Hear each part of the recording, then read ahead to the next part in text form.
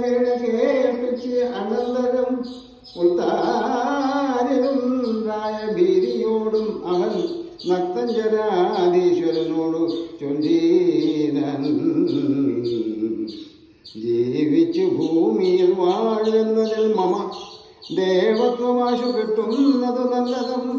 ഇപ്പോൾ ഭവാൻ ചെയ്ത കർമ്മങ്ങളൊക്കെയും പ്രാണഹാനിക്ക് തന്നെ ധരിക്കാതെ.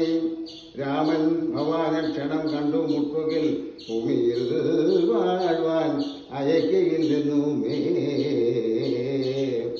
ജീവിച്ചിരിക്കയിൽ ആഗ്രഹമുണ്ടെങ്കിൽ സേവിച്ചു കൊള്ളുക രാമനെ നിത്യമായി.